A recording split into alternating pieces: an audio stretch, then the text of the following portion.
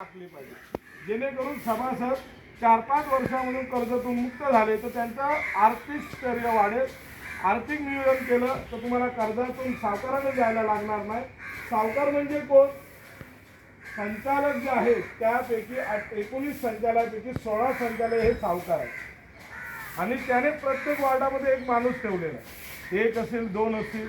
ते स्वतः तुम्हाला पैसे वाढवणे लावत नाही. तर त्याने ठेवलेले जे काही एजंट आहेत, मध्यस्थी आहेत, आपल्यातलेच कर्मचारी आहेत, त्यांच्यामार्फत तुम्हाला पैसे दिले जातात. त्यांच्यामार्फत छोटे पेपर करून लोन मंजूर केलं जातं. म्हणून एज्युकेशन बँकेतून सभासद आहेत का आपल्याकडे? एज्युकेशन बँकेमध्ये एज्युकेशन बँक 25 लाखाला 38,000चा हप्ता घेते इन्शुरन्सचा. आणि किती वर्षासाठी? फक्त कर्ज संपेपर्यंत 9 वर्षात. आपली बँक किती घेते? 6,000 6,500 घेते एका वर्षासाठी. आणि कर्जाचा इन्शुरन्स किती आहे? 7.5 लाख रुपये. जर तुम्ही 10 वर्षाचा कालावधी म्हणजे 14 वर्षापर्यंत जर 6,000 रुपये घेतले तर तुमचं टोटल 96,000च्या 80 ते 96,000 रुपये जातात. मग एखादी बँक 38,000 रुपयामध्ये तुम्हाला 25 लाखाचा इन्शुरन्स ती देऊ शकते.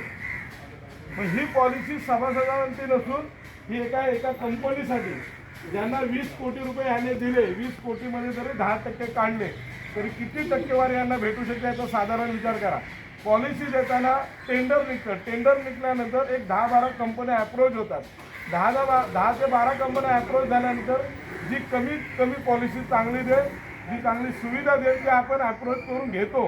ह्या बँकेने एकाच कंपनीला कॉन्ट्रॅक्ट दिलं, बँकेने नाही दिलं, संचालकाने दिलं आणि त्याला 20 कोटीचा फायदा दिला. आपल्या बँकेमध्ये मृत्यूदर हा 60% ते 60% आहे. म्हणजे वर्षाला आपल्याकडे 10 ते 12 लोक मरतात वर्षाला. आणि हा जो फंड आहे 20 कोटी त्याला